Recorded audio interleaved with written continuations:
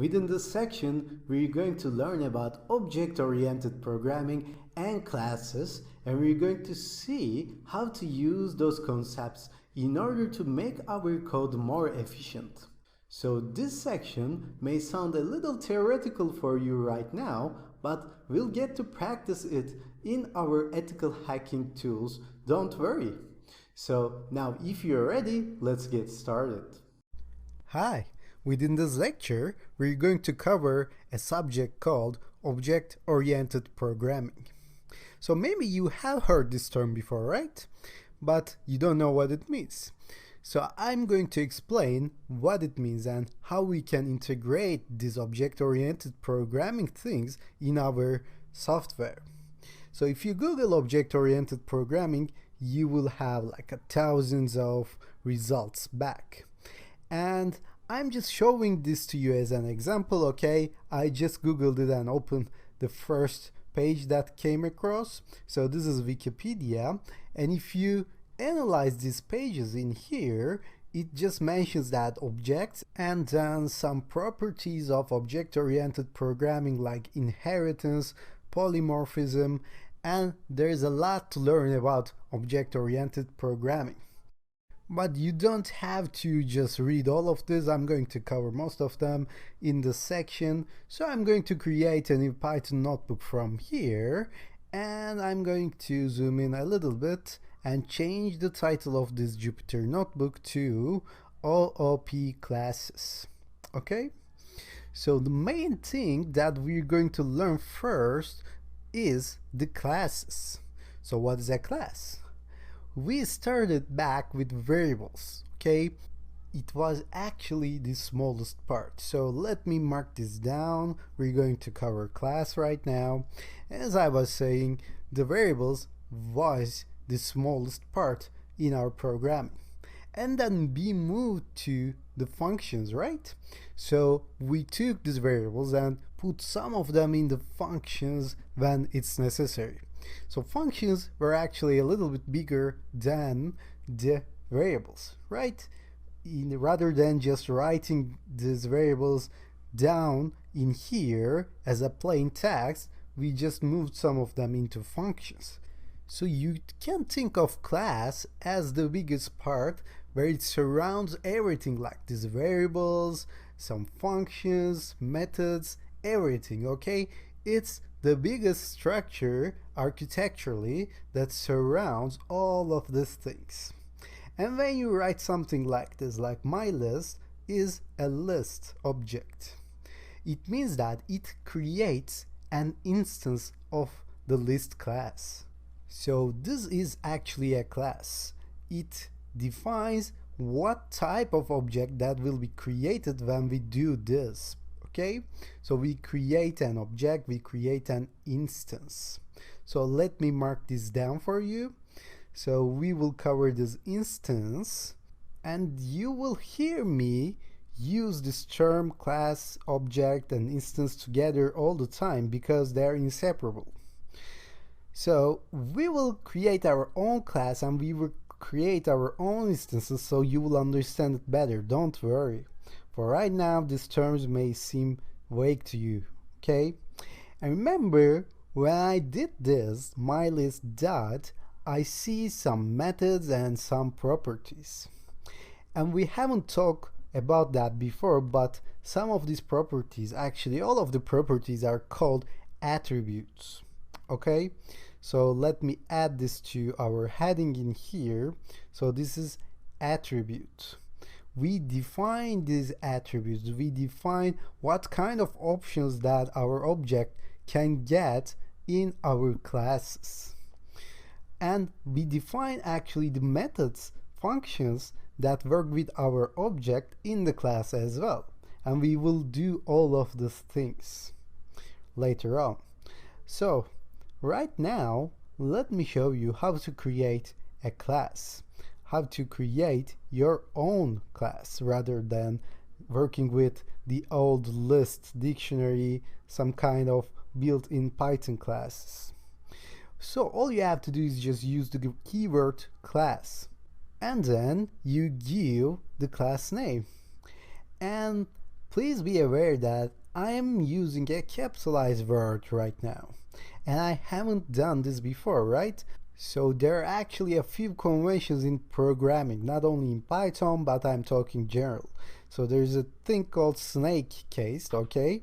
And it's something like this, like we are using right now. So it's my underscore string. And there's a thing called camel case as well. So in camel case, you use my and then string and start the second word with capitalized letter, okay? And in classes, we kind of follow this camel case, but we just make sure that first letter is uppercase as well. So sometimes this is called Pascal case, but just don't worry about these names or conventions. All you have to know is that classes are so important, we are just writing them with uppercase all the time. So if I had written my musician, it would have been like this, my musician and uppercase. Well, I'm going to go with the musician and open parentheses, close parentheses, and a column. So this is basically the same thing with defining a function. All I did was, rather than saying def, I said class, and then I used an uppercase word. And after that, in here, I have to define a function right now, and this is called a special function. What's so special about this? It starts with 2 underscore and then init and then 2 underscores as well, and then open close parentheses and then a column. And don't worry, I'll tell you all about this. So this is an init function, an initializer function, okay?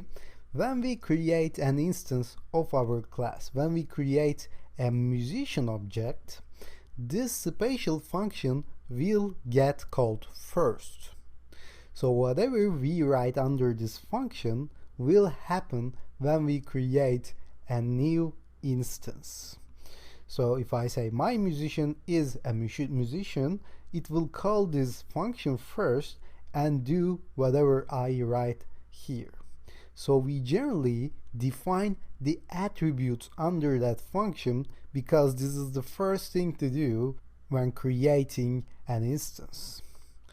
So other thing that you should know is that you have to write self in here. You have to write self in every function in a class. And functions in class are called methods actually. You have to start with self, and self refers to the instance of this musician class. So self actually refers the little my musician object, and thus we can reach the my musician object like my list object in here with self keyword. Don't worry, you will understand better with examples. And then after, as a regular function, I can just write whatever input that I'm going to take. Like I'm going to take name and age input because I'm going to assign this name and age input to be attributes, and we do that by saying self.name. So why do I do this? So self refers to the instance, and if I want to create a new attribute, all I have to do is just say self.attribute name is now this, like self.age is now age. So I think this got too confusing if you're just learning about programming. So let me show you with an example. My musician is a musician, okay? And if I hit shift enter right now, it will give me an error because it will say me init missing 2 required positional arguments. We didn't specify the name and the age, so let's do that, James and 50. So if I hit shift enter, now my musician instance is created. So let's see my instance, my musician dot tab, and it will give me age and the name. And if I call age right now, and if I call name right now, I will get the current values that I have assigned. So init function actually worked. Okay, so if I call age, I will see the 50 as expected. And if I call mymusician.name, of course I will see James. So can I change this name, for instance? Yeah, mymusician.name is Lars. And if I hit Shift Enter and if I call this one more time like mymusician.name, then I will see Lars. So I can play with my attributes like I did when I played with my lists. Okay, now I have created my instance. But let's go back here and understand it better. So why do we have three names in here? Name, name, and self.name. Actually, these two are the same thing, right? We take this input and we assign this to be an attribute. So these two names are actually the same, but the attribute name is not the same. So actually this attribute name could have been something different, like name attribute, okay, self.age attribute. Then these names are same and these two ages are the same thing, and it really doesn't matter what I call the attribute. So if I hit Shift Enter, now I hit Shift Enter here, it will give me an error. Why? Because the musician object has no attribute age anymore. So the real name is now age attribute. So if I hit Shift Tab, I will see the age attribute and it's 50. And if I hit Tab again, I will see the name attribute here and it's James. And I don't have to do that with name, but rather name attribute. I can also set the name attribute to be something else, and it will be name attribute again. So the attribute name is different than the input and the assigning value. But for convention, people always use these three the same keyword. Okay, so I will use the same keyword as well, but now you understood the logic behind it. So rather than saying name attribute, people, programmers, software developers generally follow the same convention, same rule to say this name and say the input name and the assigning value name as well. So if I add the third input in here like an instrument, okay, musicians have instruments, right? So I can say self.instrument is actually the instrument that I got from the user.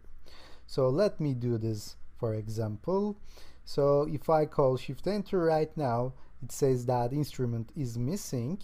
Now I have to add the instrument in here like a guitar. Okay, Shift Enter. Now it shouldn't be the age attribute because we changed it. It should be only the age and not the name attribute. So let me delete this and hit Shift Enter to update this. And let's say mymusician.name or instrument this time. Let's call this Shift Enter, my guitar. And let's delete this.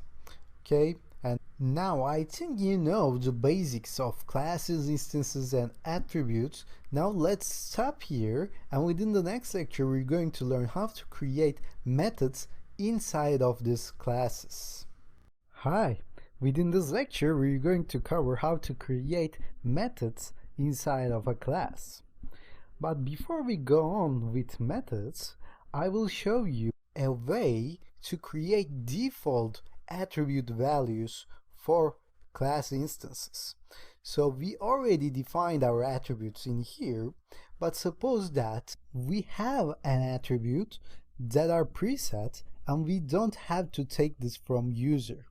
Maybe user can change it whenever he or she wants, but we have to give it a default value. Can we do it? Of course we can, and we don't have to do it under init method because this will be already predefined when the instance of a class is created. Okay, so I can think of an example for this. So our class is a musician class, and let's suppose that we have an attribute called job. Okay, so the job, the occupation of a musician will be always a musician, right? So I can just assign this to be musician under here before I go to init function. So let me shift enter all in here, and if I call my musician dot job right now, as you can see it's already in here. If I call this, it will be musician by default, even if the user didn't specify it. And if the user wants to change this, can he do it? Yeah, of course. If I call this right now, it will be singer. Okay?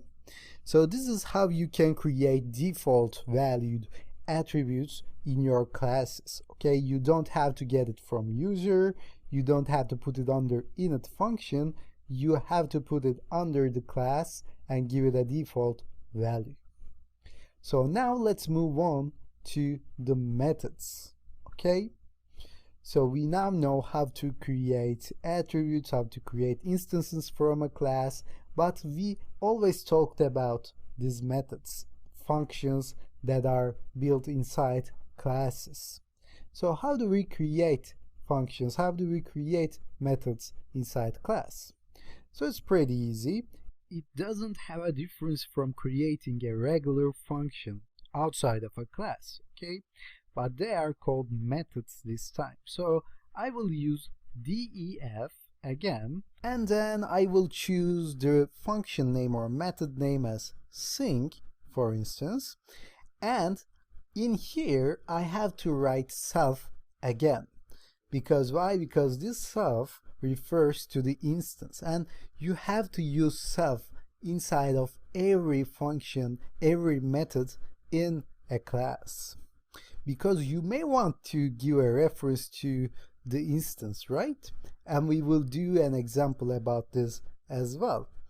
So whatever I write under this method, like print, let's sing some song like we are the champions, for instance. Okay, so let's say we are the champions. Whenever an instance calls this method, it will print out we are the champions. So let's try this.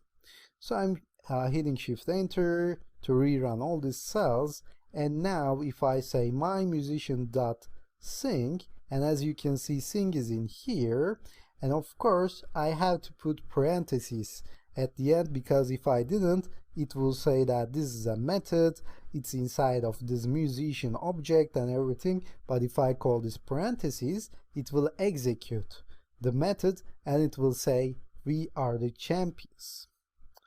So we didn't use self, right? So how do we use it? How do we refer the instance from a method?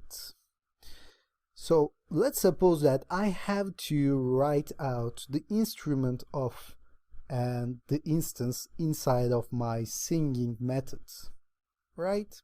So let's use this formatting that we have learned before, and let's open a curly braces in here, okay, at the end. And inside of this curly braces, I have to write down the instruments. So let's hit shift enter. And if I hit shift enter to my musician.sing, it gives me an error. It says that instrument is not defined. But I have already defined the instrument in here, right? And I have already specified this James, this musician, has a guitar. But I didn't specify that it belongs to the instance, current instance. And in order to do that, I have to say self.instrument in here. So now it refers to the current instance.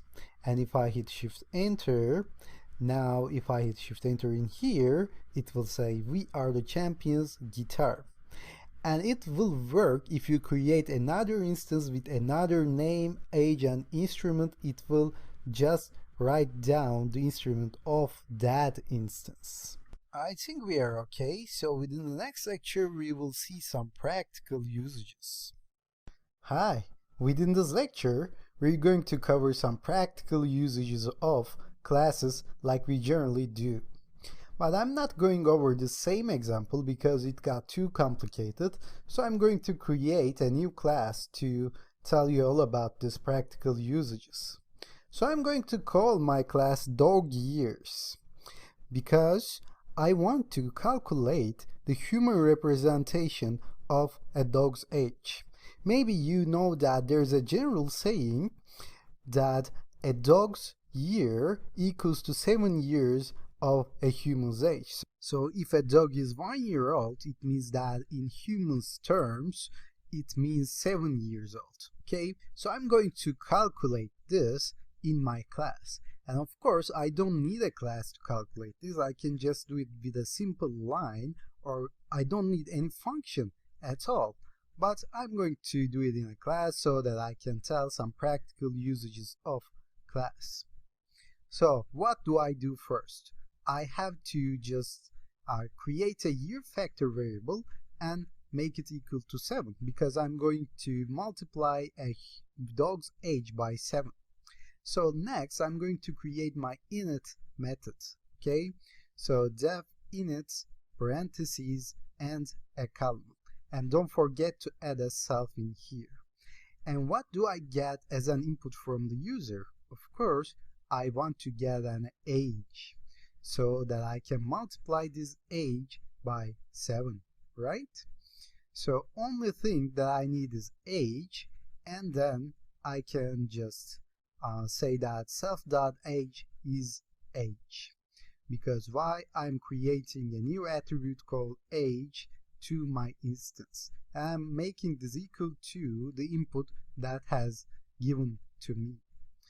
So next thing that I'm going to do is just to create a calculation method in which I will just multiply this age and return it. Okay, so what I have to say is self.age multiplied by year factor, right?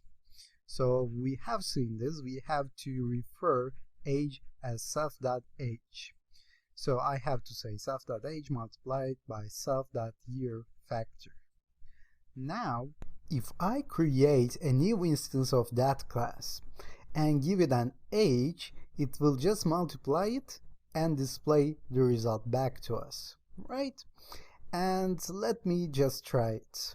So I'm going to create a new dog here. My dog is equal to dog years, okay? And if I hit shift enter, it will give me an error because I didn't give any attribute, right? Because I have to give age. So let me give the age here. So let's choose like 3, for example, and then hit shift enter. Now my instance is created, and if I call my dog.age, I can see the 3. And if I call my dog.calculation and execute this method, then I will get back 21. So our class actually works. But what happens if I don't want user to give an input, or what happens if I just want a default value in here? Can I do that? Of course I can. I can say age is 1 or age is 5, for example. We did that back in functions. We can do it in methods as well. So the default value of age will be 5, and if I just leave this blank and hit shift enter, it won't give me any error. And if I hit shift enter again, then I will get 35 because 5 times 7 is 35. So we can have predefined values of these inputs. But can we have predefined values of attributes as well? Yes, we can. We don't have to take this from user at all. So I can say self.name is actually bar, for instance. Okay, so let me run this and see what happens when we create a new instance. So I'm hitting shift enter, so they're all working. Now if I call my dog, then I will see .name in here, and if I call my dog.name, it will display bar to me. So what does it tell us? It tells us that we don't have to get inputs from users to assign them to attributes at all. We can create our own attributes for default values like we do in this year factor thing in here. Okay, so as I was saying, this is actually more complicated than it should be. Like I can say self.age multiplied and make it equal to age times year factor, or age times 7 in here, right? So I can get this in one simple line as an attribute. So if I call my dog and there is no name anymore, age multiplied in here, then I will get back 35. So as in the name example, I didn't take a user input, but I just took an existing input here and multiply it by a number. So you don't have to take every input to make it an equal to an attribute. Okay? So you can create your own values for attributes as well. Another usage that you may have to be familiarized with is that if you have to take this year factor thing from here, for example, in this calculation method, then you don't have to say self.yearFactor actually, because this is like a global variable in here and it's same for all instances. So you can say dog years.yearFactor and it won't change the result, it will be the same. As you can see, we still get the correct calculation. So let's stop here, and within the next lecture we're going to see some other usages of classes. Hi, within this lecture we're going to cover inheritance. So inheritance is actually a very important concept in object-oriented programming, and let me mark this down so we can just refer it later on.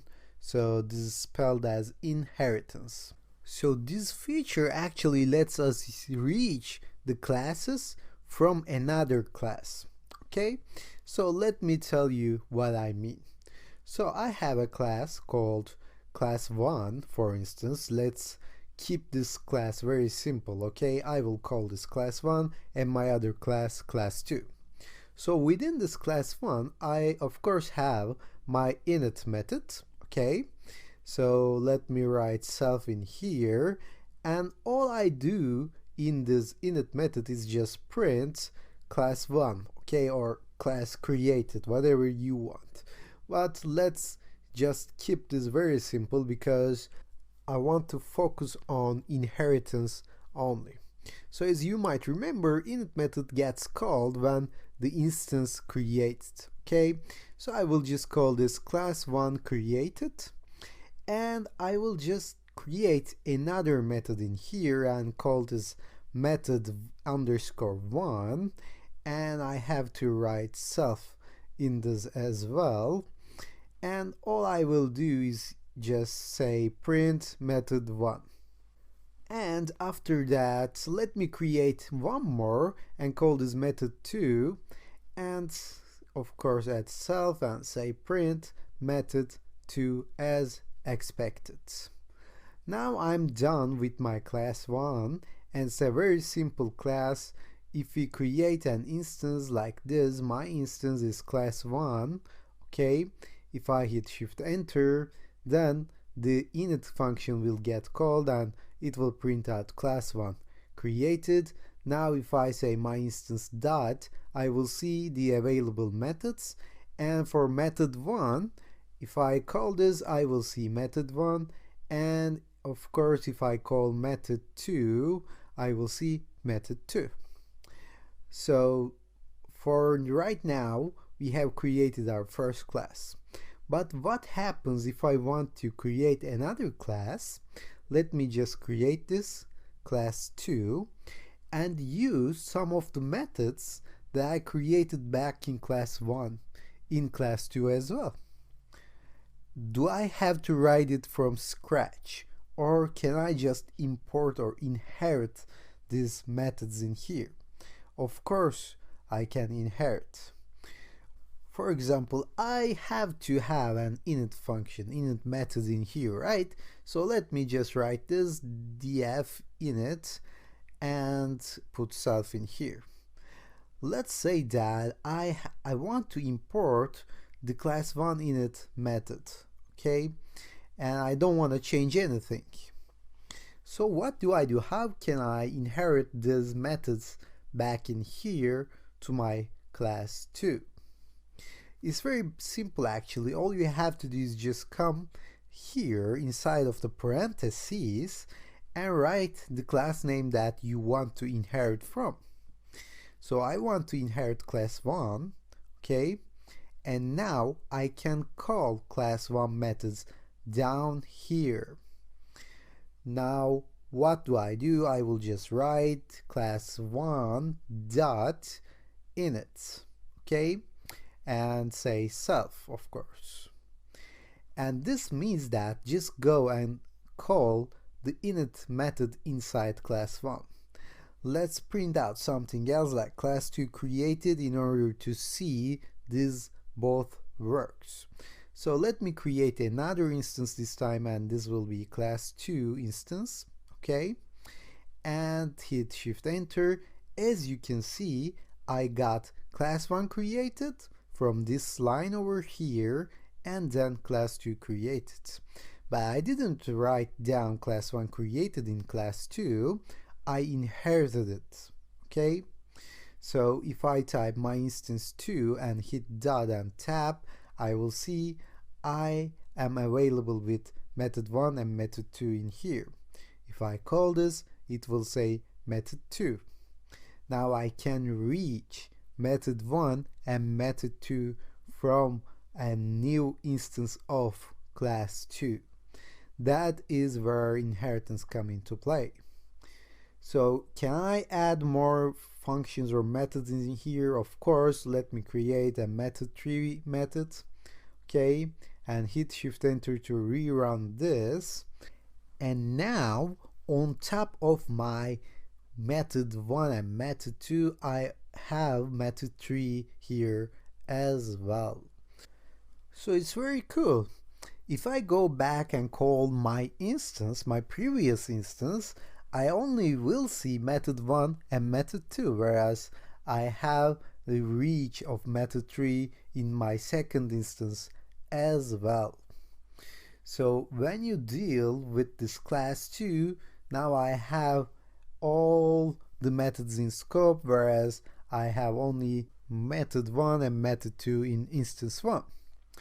So when you deal with a little project, a small project like this, maybe it doesn't make much sense to you.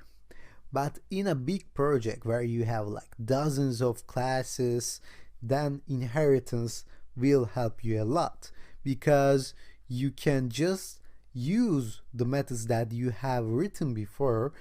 It's not just a matter of copy and pasting, but also preventing some changes and using it originally by just adding some inheritance code in here.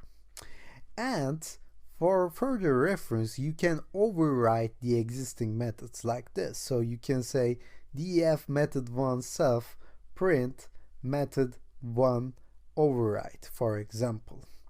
And even though you inherit the class 1, and even though you call my instance 2.method1, then since you have overridden this, it gives me an error because I think I misspelled it. I had to put an underscore here. It won't just say method 1, it will just say method 1 override because I have overridden it. And in my original instance, if I call method 1, I will only see method 1. So I hope it made sense to you right now, and let's stop here, and within the next lecture we're going to cover some special methods. Hi! Within this lecture we're going to cover something called special methods. And special methods are actually built-in methods that are predefined before, and we have seen some of the special methods. We have seen the init method, right? So it gets called whenever an instance is created. So let me create a new Python notebook from here, and let me zoom in a little bit and then change the name to special methods. And this can be called dunder methods or magic methods as well. So let me create a new class and tell you all about it in this example class. And I'm going to call this fruits, and within sides, of course, I will just start by writing down my first special method, which is init method. Okay, I have to say self. Then let me just give a name to my fruit and then a calorie as well. So we will just get name and the calories, and I will say self.name is name and self.calories are actually the calories. Okay, so we expect 2 inputs from the user. Let me just create this class in here, and let me create a new instance and tell you later on. So this is my fruit. If I just hit shift enter, it will just give me an error because I didn't specify a name. So name will be a banana and the calories will be 200. So if I call my fruit, I will see that this is inside my main. Okay, this is stored in a memory at a location like this. So if I call my fruit dot, I will only see the calories and the name.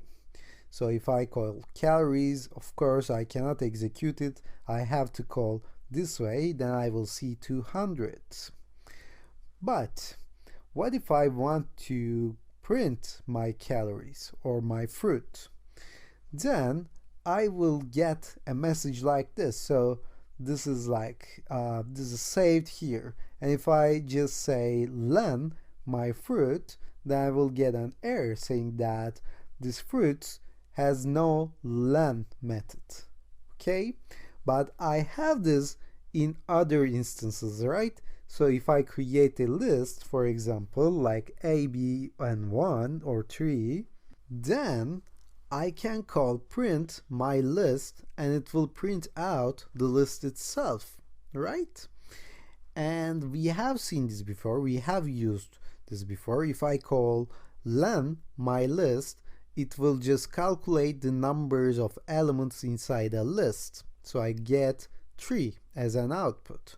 But how do I get this print and len function built in special methods inside my class? So I have to use these magic special methods in order to specify what will happen when the user calls print and len.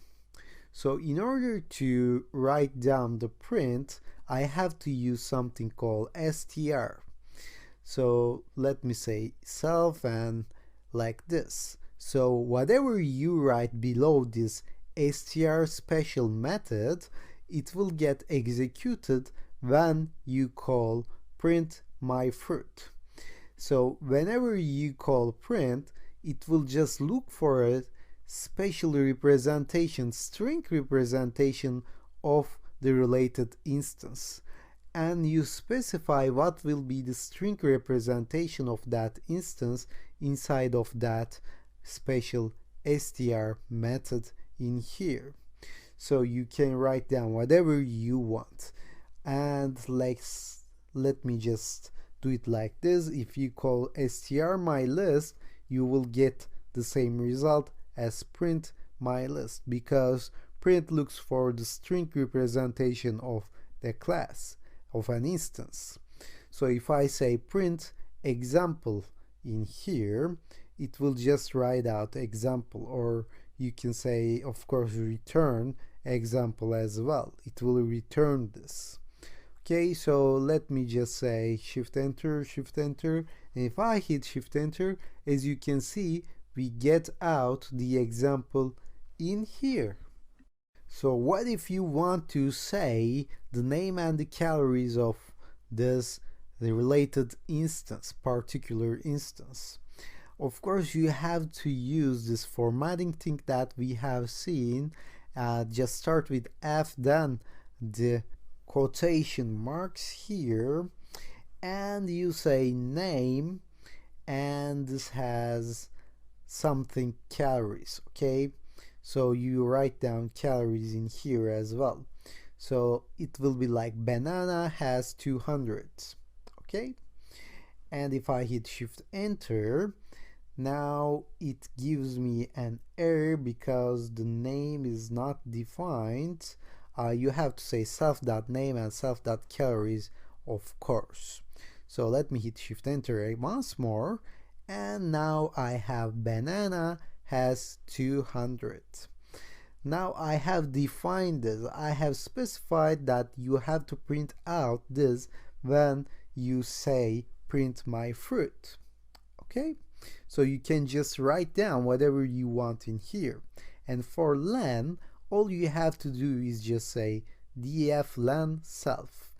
And in here you can return anything you want as well. For example, you can just call self.calories.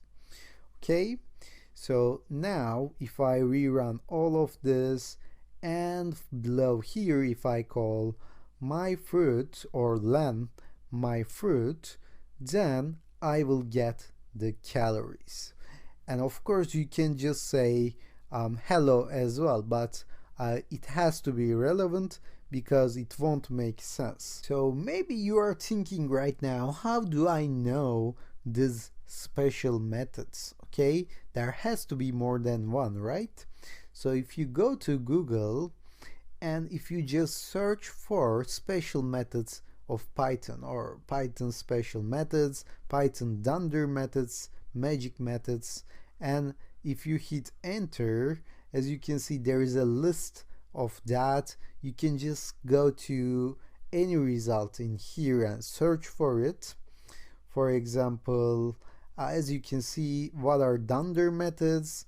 We see like init or str, they give the same examples as well, but if you go below you will see some other examples in here.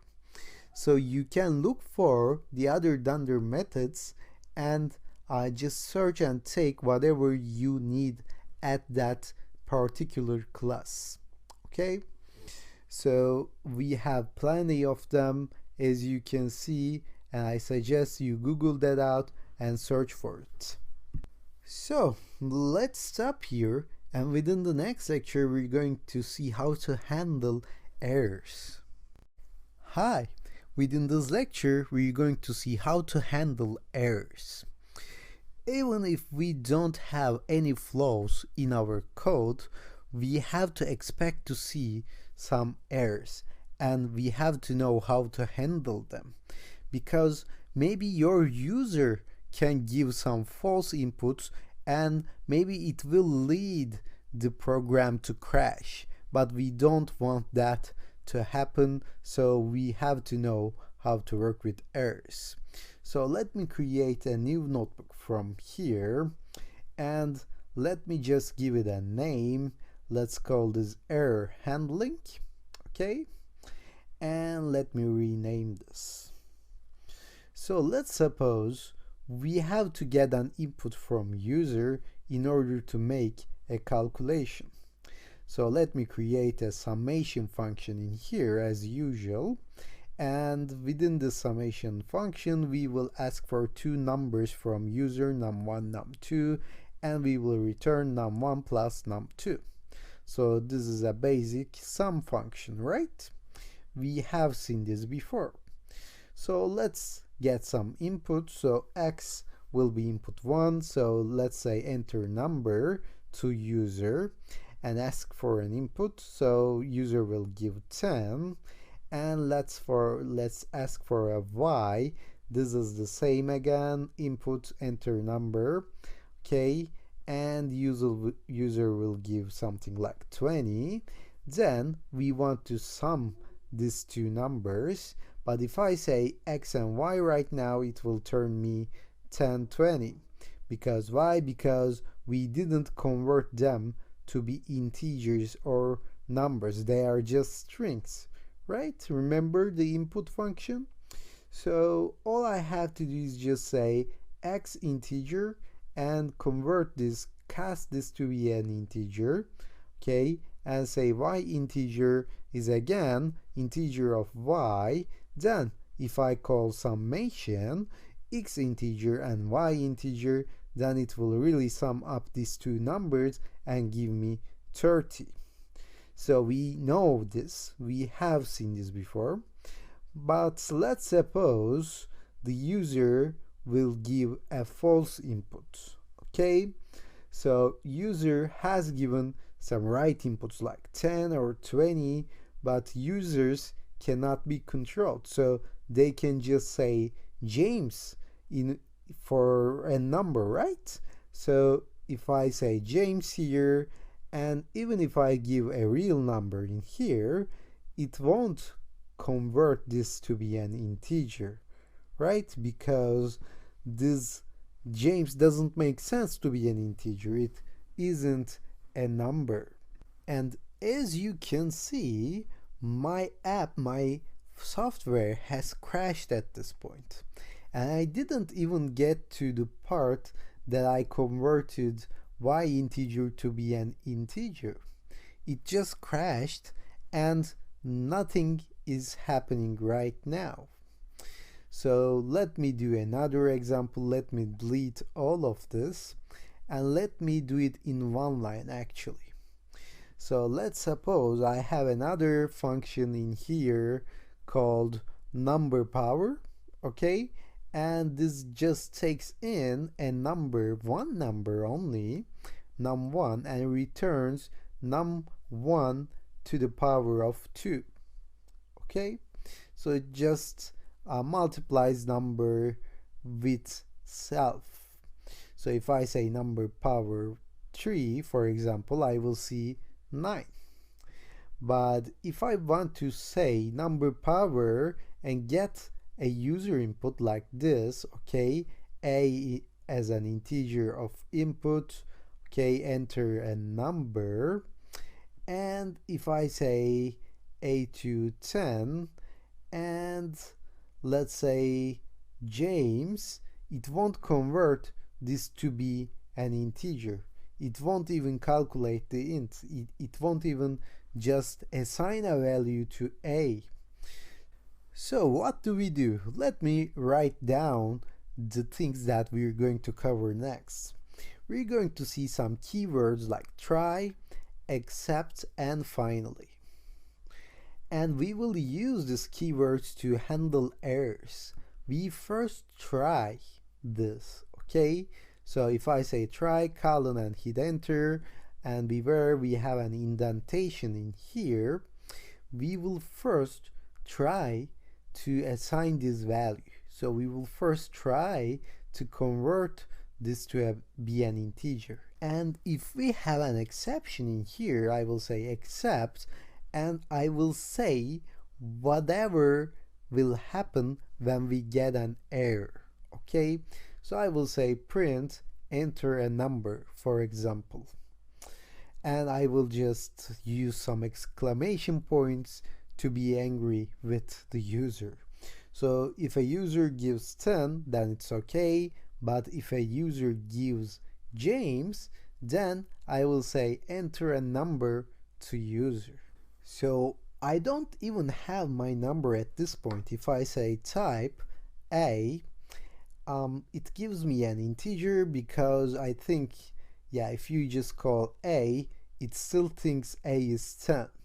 But we didn't, if we just say my integer in here and we define it for the first time and say James, now if I call type James, or my integer, sorry, then I will get an error because my integer is not defined. It doesn't even see my integer as a defined variable in here. So let me delete this. So the point is, I didn't get a crash even though I said James, right? So my program goes on. I get an error, but I handle this error tastefully, so my app doesn't crash. So user can actually continue to use my software. And we achieve this by using try and accept. And if I do this infinitely, then I will ask user to give a real number. And how do I do this infinitely? I take all of this code inside of an infinite while loop, okay? So all I have to say is just while true, for example, or like while 1 is greater than 0. So if I say while true, and if I choose all of this and hit tab, then it will be below this while loop with an indentation. It will try to convert this to be an integer, and if it fails, it will go to accept and print enter a number, okay? And then I will say continue because I want my loop to be continue if I get an exception. And then I can use an else. So I don't have an if in here, why else? It means that try, and if you get an exception, just print this and try again. Maybe this time you will succeed, then go to the else here, okay? So else will get called. Now I can say print okay this time or something. So if a user finally gives their input as an integer in here, I want this loop to be ended, so I will call break rather than continue. And we have a finally word here, and this will get called whatever happens, okay? So it really doesn't care, it will get called every time. So let me give you an example and you will understand it better. So enter a number. If a user actually gives a number, it will say okay and finally. So this is okay, and finally will get called anytime. So except we didn't get any exception. So let's say James again and see an exception. It says that enter a number and finally gets called again. So it really doesn't make sense, but this gets called every time, and we get another chance to give an input for a number, okay? So this is actually working right now.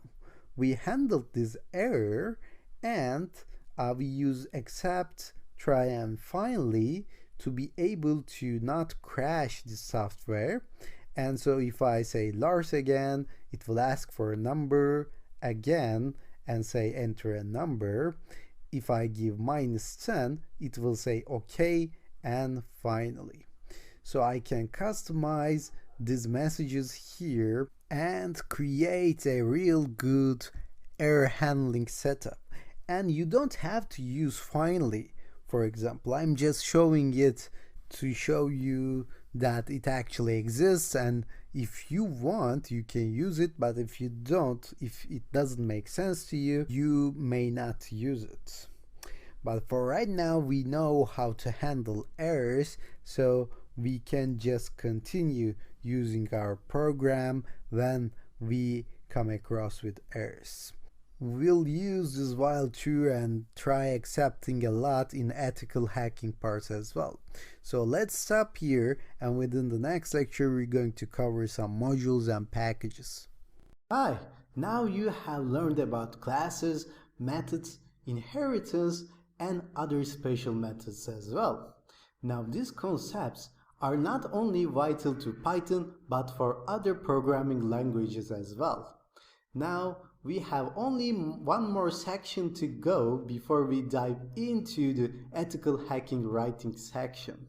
So let's move on to the next section where we are going to learn about the modules.